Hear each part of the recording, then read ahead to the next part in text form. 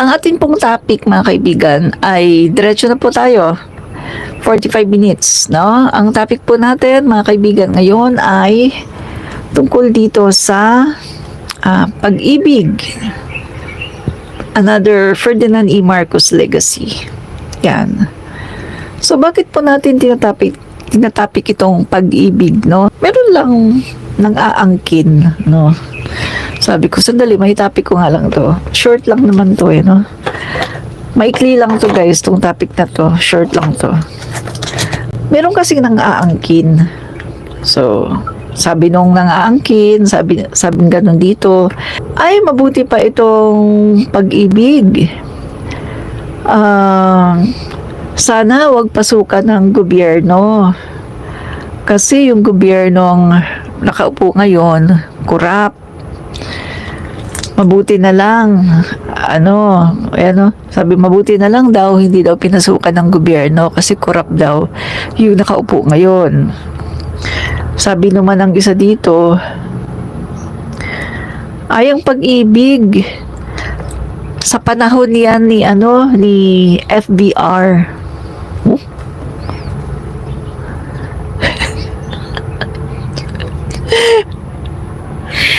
My God!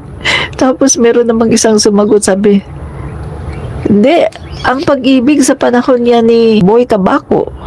Di ba si Boy Tabaco, si FBR din yun. Oh. Panahon daw ni FBR yung pag-ibig. Sabi ko, pag-ibig, panahon ni FBR.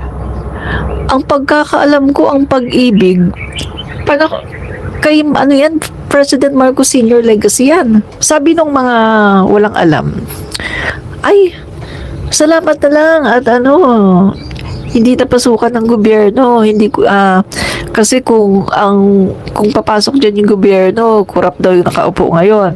Sabi naman ng isa. Sa panahon daw yun ni FBR, yung pag-ibig. Sabi ko, tawindang ako pag-ibig sa panahon ni FBR. My God, kailan kaya sinilang itong mga to? Kailan kaya sinilang itong mga DDS na to? Bakit yata hindi nila alam na ang pag-ibig ay Marcos legacy? Marcos Sr. legacy yan. Ano itong mga to? Pag-ibig. Another Ferdinand E. Marcos Sr. legacy. June 11, 1978. Yan mga kaibigan June 11, 1978. Another Ferdinand E. Marcos legacy. Pag-ibig Fund was founded by virtue of Presidential Decree number 1530, which was signed by President Ferdinand E. Marcos on June 11, 1978, to answer the national need for savings program and affordable housing financing. Yan. So, doon pa lang tayo, mga kaibigan. So, bakit na babanggit itong pag-ibig? Kasi mga kaibigan, nag-share po ang ABS-CBN. Ito po yung share ng ABS-CBN. Kung saan, nakalagay po dito, pag-ibig announces, nag-announce po kasi yung pag-ibig Pag-ibig announces 6.60% dividend rate for regular savings and 7.10% return rate for MP2 savings in 2024. So, yan po ang ng pag-ibig, Tapos ang daming nag-comment, ang dami namang natuwa, Ang dami pong natuwa.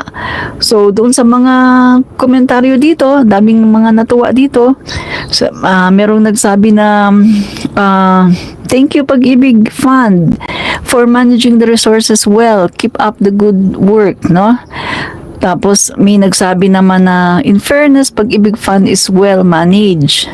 Tapos may nagsabi naman na, Yahoo! Was MP1 and MP2, nakaka-inspired mag-invest. Thank you Lord and Pag-ibig Fund. Yan. Dami natuwa. Tapos, eto, meron namang nagsabi na, tapos after years, kani napod ang kurakuton sa gobyerno. O siguradong DD shit yan. Didishit yan sigurado kasi Bisaya eh, no? And then, sabi naman ng isa, Pag-ibig fan, mabuhay ka, wag na wag ka sanang mapasok ng corrupt na politician. Yan. And daming mga tapos sabi naman ng isa, ay, sa panahon niya ni Tabako. Sabi naman ng isa, ay, sa salamat FBR, panahon ito ni FBR. Oh? Oh, kaya nag-react ako. Sabi ko, oy, anong panahon ni FBR? Baka hindi yata alam ng mga to.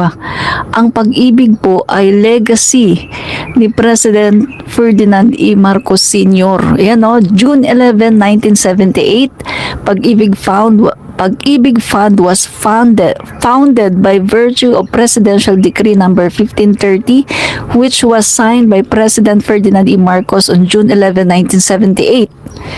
Para saan? Bakit ito ginawang bakit ito nag-declare si President Marcos ng Presidential Decree, para gawin itong pag-ibig? Kasi para daw sa savings program and affordable housing financing. So yan po housing po, yung pinakaano dito, savings at saka sa housing. So its original purpose was solely as a provident fund to encourage savings among Filipino by March 1979. Fund was administered by the National Home Mortgage Finance Corporation, a government corporation mandated to increase availability of housing loans to Filipino workers. Yan. So malinaw to mga kababayan Tapos noong December 14, 1980, Presidential Decree number 1752 was passed that amended the act creating the Home Development Mutual Funds. Ito yung HDMF, in short, pag-ibig pa rin, So dito na po mga kaibigan, meron na pong mga as a fund owned by members with the government savings as its trustee and guarantor, setting the mandatory coverage at up to 3% of contribution of no more than 3,000 per month salary base. Yan. So, ibig po sabihin, si President Marcos po talaga ang legacy niya to at inamyendahan po niya noong December 14, 1980. So, ano namang sinasabi nung iba na si Tabako daw. Palagay ko DDS yun, Sa tingin ko DDS yun. Yung mga DDS kasi minsan kung ano-ano lang sinasabi. Walang research. Nagulat ako. Ano yun na naman nila, isang legacy na naman ni President Marcos Sr. Sabi nung isa, bakit hindi nyo ipaliwanag kung saan dinala project 500 billion DPWH fund sa flood control project? Okay, papaliwanag ko yan ng bonggang-bongga sa'yo. Pero, ipaliwanag mo muna kung saan dinala ni Duterte ang bilyong-bilyong funds ng flood control na 11,340. Bakit hindi yata natin naramdaman? Pag napaliwanag mo yan, ipapaliwanag ko sa'yo kung ano ang nangyari sa 5,500 na sinasabi mo na flood control, So, paliwanag mo muna yan. Saan napunta ang pondo na bilyon, hundreds of billions na ginastos ng Duterte administration sa 11,340 na mga flood control. Pag napaliwanag mo yan, papaliwanag ko sa'yo ang tanong mo. Okay? Deal? Deal! Okay, deal tayo, So, ipaliwanag mo na. Pag napaliwanag mo yan, sasagutin kita ng bonggang-bongga. Diba? Okay. Sara Salitam, inanod ng baha. Inanod ng baha yung yung bilyong-bilyon na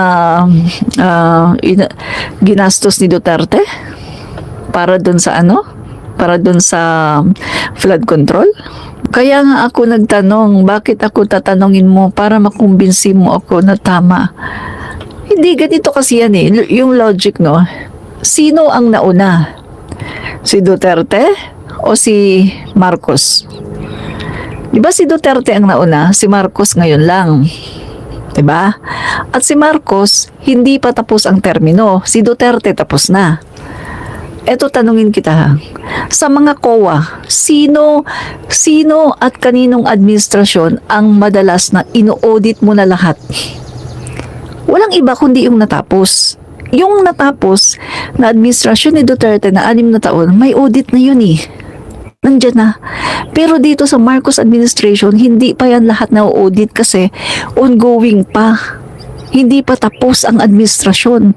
So, ibig sabihin kay Duterte, may audit na yan. So, ipaliwanag mo sa akin ngayon, kasi tapos na si Duterte, ipaliwanag mo sa akin ngayon, saan ginastos ang bilyong, hundreds of billion, bakit hindi naramdaman ang 11,340 na flood control ni Duterte? Kapag nasagot mo yan, sasagutin din kita doon sa tanong mo sa akin. Sagutin mo muna yung tanong ko. Kasi, yung flood control ni Duterte, na yan tapos na yan may audit na yan sige nga. Sagutin mo nga ako. Bakit hindi mo ako masagot? Ibig sabihin, hindi mo alam kung nasaan napunta ang hundreds of billion. Dapat alam mo yan kasi tapos na yan Tapos na yung termino ni Duterte, dapat alam nyo yan. Di ba mga tagasunod kayo ni Duterte, mga followers kayo ni Duterte, dapat alam nyo yan. Kasi ito sasabihin ko sa iyo pagkatapos ng termino ni President Marcos Jr., itanong nyo sa akin lahat. Alam ko yan sagutin. Kasi ibig sabihin, meron na lahat audit. May COA na lahat. May audit na, nandyan na, ready na. So, i-research ko na lang. Kaya kong sagutin. Kayo, hindi nyo kayang sagutin yung tanong ko ilang taon na natapos si Duterte. Hanggang ngayon, hindi nyo alam ang sagot. Ibig sabihin, kurakot. Kaya hindi nyo masagot kasi kurakot ang Duterte administration. Hindi nyo kayang sagutin kasi kurakot. Hindi nyo alam kung saan napunta kasi kinurakot, ibinulsa. Ganun lang yun Ganun lang kadali, no? Walang iba, ganun lang yung kadali. Huwag nang magpaligoy-ligoy pa. Ganun lang yung kadali. Hindi nyo masagot kasi kinurakot, ninakaw. Diba? Ninakaw ni Duterte. Na mula sa pangalawang pinakamataas na leader ng bansa ay mukha pang nag-i-encourage siya sa mga tao na magalit sa gobyerno. Nung nalaman po ito ng Pangulo ay wala po siyang naging reaksyon dito dahil hindi nga po ito dapat nanggagaling sa pangalawang pinakamataas na leader ng bansa. Ang tanong naman po, nung panahon ba ng kanyang ama, nagsabi rin po ba siya na maaari po kayo magalit? Lalong-lalo na po nung ang kanyang ama ay nabansagan at nabigyan po at kinilala bilang most corrupt noong 2017. Matatandaan niyo po ba yun? Noong 2016 ay runner-up lamang ang Pangulo. Noong 2016, runner-up lang si Pangulo bilang most corrupt. Siya ay kinilala ng Organized Crime and Corruption Reporting Project. Pero noong 2017 ay nag-level up si dating Pangulong Duterte at siya na po yung naging awardee at kinilala ng People of the Year being the most corrupt. At inamin din naman po niya sa kanyang statement ni Pangulong Duterte na siya ay corrupt at siya ay nagnakaw. Pero naubos na nga lang. Kaya natatandaan niyo po ba yun? Because meron pa po ako ditong statement yan. Grabe talaga to si si Yusek Attorney Claire Castro. Sunog na sunog si Sara Duterte. Sunog na sunog si VP Sara Duterte sa sinasabi niya. Kasi mga kaibigan, etong briefing kanina, may nagtanong kasi sinabi daw ni Sara Duterte doon sa Mandaue, sa Cebu, na dapat daw may karapatan daw magalit ang mga tao. sa gobyerno. O edi sinagot niya kasi tinanong sa kanya ng reporter, edi sinagot niya. So, ang sabi ni Attorney Claire Castro, kung titingnan natin mas merong dapat ikagalit, 'di ba, sa panahon ng tatay niya. So, ibinalik ngayon sa kanya. Dapat sinabi daw ni Sara na yung sa panahon ng tatay niya, dapat daw nagalit din, yung mga tao. Dapat sinabihan din niya yung mga tao na magalit. Kasi, biruin mo yung tatay niya, mga kaibigan kakaupo lang, 2016, nominee ka agad. Nominee agad, the most corrupt.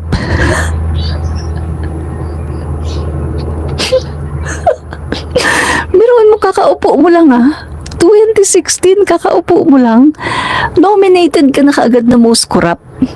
Pagkatapos nung nag-2017, nag-level up, People of the Year, the most corrupt, Rodrigo Duterte.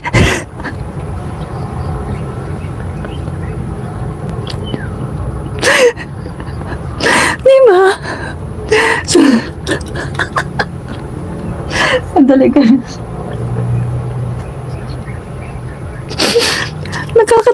Nakakatawa, di ba, guys? So, bumalik kay Sara yung sinasabi niya. Yung sinasabi niya na ini-encourage yung mga tao na may karapatan daw magalit yung mga tao sa gobyerno. Eh, ngayon, na-strikean. Na-strikean sila. Na-strikean sila ni Attorney Claire. Ulitin natin na-strikean.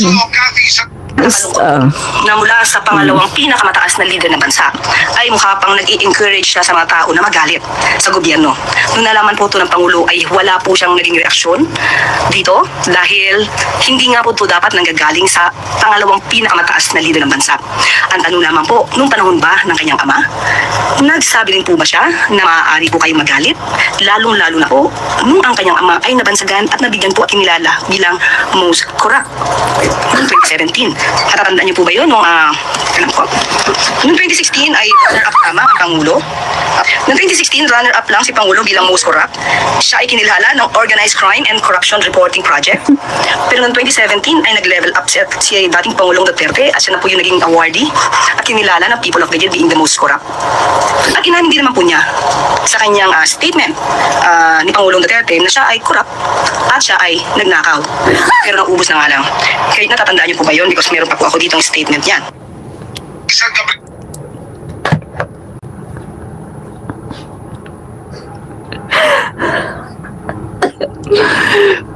Grabe talaga to si Yusek Attorney Claire Castro. Masyadong kumbaga broken, durog na durog si Sara. Kita mo, bumalik lahat sa kanya, di ba? Bumalik lahat kay Sara, yung sinasabi niya. Oo nga naman. Dapat ang mga tao, sinabihan niya na magalit kayo, may karapatan kayo magalit. Kasi 2016, pag-upo pa lang, nominated na most corrupt. 2017, nanalo talaga. 2017, siya ang nanalo at People of the Year, most corrupt. Rodrigo Duterte.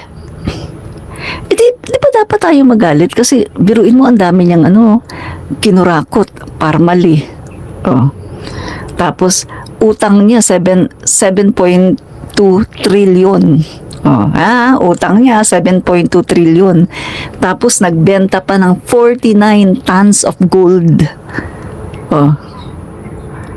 So, saan nakalagay yun? Samantalang yung kanyang, hindi naman pwedeng sabihin na sa pandemic response, hindi pwedeng sabihin yun.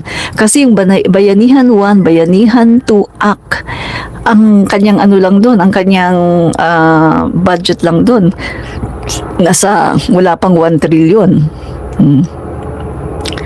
Kaya mga kaibigan, talagang may isang vlogger ako nakita na din ito Ang tigas sa mukha mo, Rodrigo Duterte.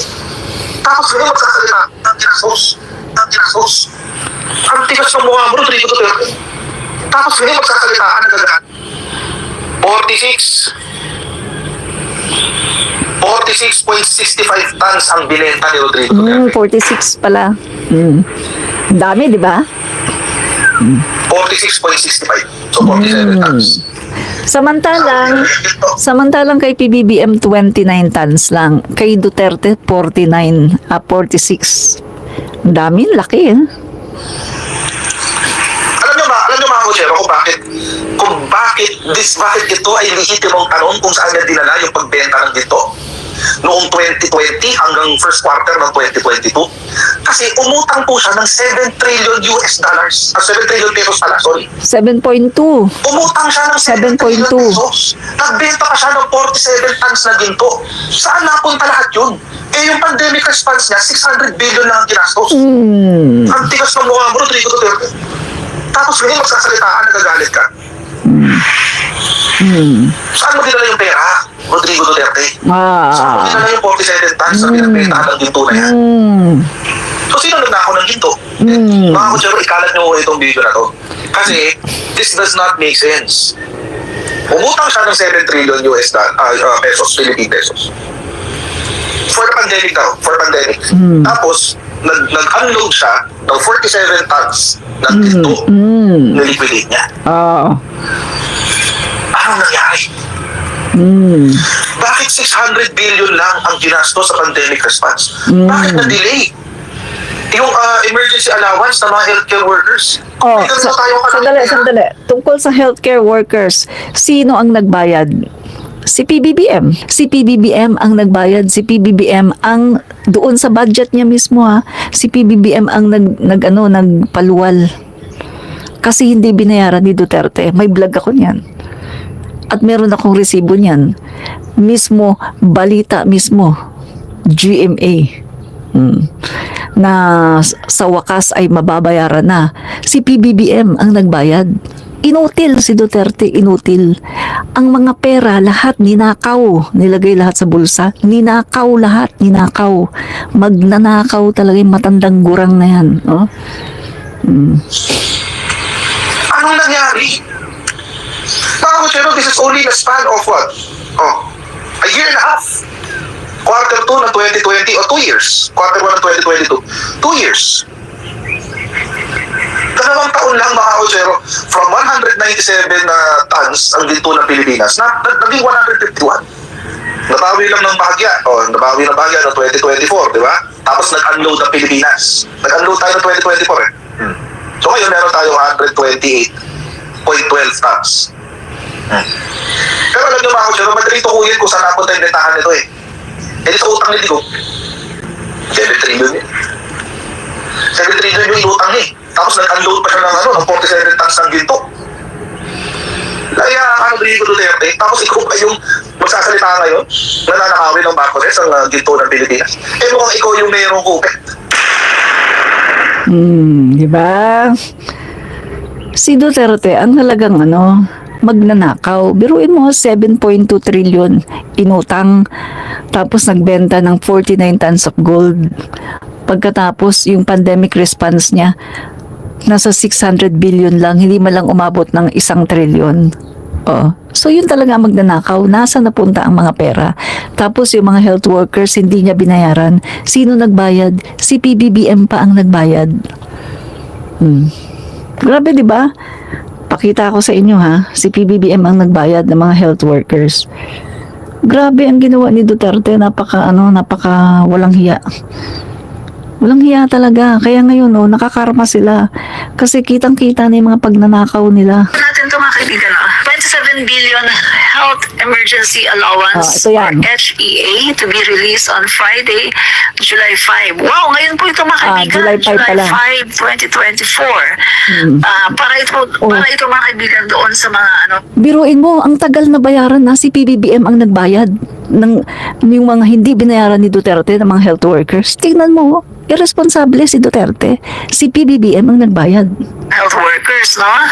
So, bilang pagtupad sa direktiba ni Pangulong Ferdinand Bongbong Marcos Jr. na mabayaran na ng buo ang lahat ng unpaid arrears para sa Health Emergency Allowance, HEA, ng ating mga healthcare workers. Inanunsyo ni Department of Budget and Management, DBM, Secretary Mina F. Pangandaman na nakatakda ng i-release ng DBM ang 27 billion para sa nasabing programa sa Biyernes, July 5, 2024. Matatandaang noong Mayo ng taong ito, opisyal na hiniling ng Department of Health ang pagpapalabas ng Special Allotment Release Order at Notice of Cash Allocation na nagkakahalaga ng 27.453 billion para masakop ang bayad na 5,039,926 natitirang validated na hindi nabayaran ng HEA at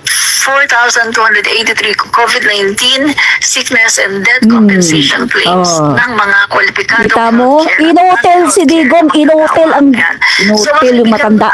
Matagal na to, di ba, na so ngayon po mga kaibigan ay magkakaroon na ng katuparan, no? So para ito sa Inutil si mga Digong. health workers na hindi po nabayaran nung sa panahon po ng may COVID-19, no? Alam naman natin na sila po yung mga frontliners, ang kanilang buhay. Inutil si Digong. No? Na Yung kanyang obligasyon si PBBM ang nagbayad. Walang hiyang digongin, walang hiyang dutayan. Kaibigan, no? So bilang pagtupad sa direktiba ng ating mahal na Pangulong Bongbong Marcos, nirelease na po itong 27 billion, mga kaibigan, na nirequest ng DOH at sinika po ng DBM na mas maaga itong tuparin, no? Dahil deserve po ito ng ating mga manggagawa sa health sector. So nakakatuwa po ito, mga kaibigan, at alam ko na matutuwa po ang ating mga health workers dahil eto, mababayaran na po sila doon sa kanilang mga unpaid po, no? Na kabilang na po dito yung sa PEBA, ang Special Risk Allowance Compensation para sa COVID-19 sickness at death at karagdagang benepisyo tulad ng meals, accommodation, transportation allowances para sa mga healthcare workers. So, hindi po yan nagawa ng past administration, di ba? O, natapos na lang po si Duterte, hindi po niya nabayaran yan, mga kaibigan. Ang iniwan lang po ni Duterte ay napakalaking utang, lumulubong utang ng Pilipinas. 12.7 trillion na utang. May ganyan kang utang pagkatapos yung mga health workers, hindi mo nabayaran. Di ba? O, so ano yan? Saan dinala ang pera? Kinurakot? Ibinulsa? No? Tapos ang yabang pa ni Digong, di ba sabi ni Digong, binoto ka namin, magtrabaho ka. Hello? Hindi mo binoto si PBBM, no? Huwag kang engot, no? Digonggong. O yan, kita nyo na? Lumang video ko yan, no? July 2024. Si PBBM ang nagbayad sa lahat ng atraso ni Digong sa mga health workers. July 2024, si PBBM naglabas mula sa budget niya ng 27 billion. Inutil! Ang matandang Digong inutil. Umutang pa naman ng 7.2 trillion. Nagbenta ng gold 49 tons pagkatapos hindi binayaran ang mga health workers natin na yung iba pa nga namamatay na dahil sa nahahawa ng COVID-19. Napaka-inutil ni Digong. Nagpasasa sa pera ng bayan. Nagpayaman ang gago. Pati yung kanya mga inchik, no, na mga kaibigan, nagpayaman ang mga walang hiya. Inutil. Oh, kita mo ngayon ano nangyari sa kanya. Oh, halos hindi na siya makalakad, halos hindi na nga makahawak ng mic eh. Oh. Tapos naglalakad, inaano na lang siya. O, halos dinadala, binibit-bit na lang siya. Inutil. Nakakarma ang walang hiya. Nakakarma. Isang ano na lang yan ha. Isang bulati na lang ang hindi bumipirma dyan. Nakakarma ha. Hindi mo rin pwedeng sabihin infrastructure. 119 diniliver, 12 lang ang tinapos ni Digong. 12 lang. Kaya hindi mo pwedeng sasabihin na dinala sa infrastructure dahil 12 lang ang tinapos niya. Walang kakwenta-kwentang presidente ng Pilipinas, no? Mga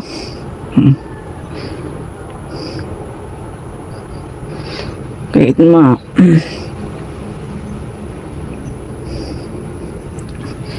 oh, ayan. DPWH 12 out of 119 build program projects completed. Ang sabi dito, dalawang buwan ang natitira bago mag-step down si Duterte. Ano daw ang natapos? 12 out of 119 infrastructure flagship project, 12 were completed. Were completed, totaling 70.65 billion or 1.4%. My God, 1.4% lang ang natapos niya. Napaka-inutil. 119 ang pinangako, 12 lang ang tinapos, umutang ng 7.2 trillion, nagbenta ng 49 tons of gold. Hindi binayaran ang mga health workers. Si PBBM ang nagbayad, 27 billion. Binayaran ni PBBM noong 2024 ng July, kinuha ni PBBM sa kanyang budget. My God, inutil talaga si Digong, inutil ang gago. Nakakagalit, napaka-inutil. Mga kaibigan, bakit ako galit na galit? Health workers, hirap na hirap yung mga yan. Hirap na hirap yung mga yan, nagpupuyat. Pandemic, marami nga sa kanila namatay. Nagpupuyat yan, halos hindi na nga natutulog dahil ang daming mga pasyente hindi binayaran ng inutil na matandang Digong. Hindi binayaran.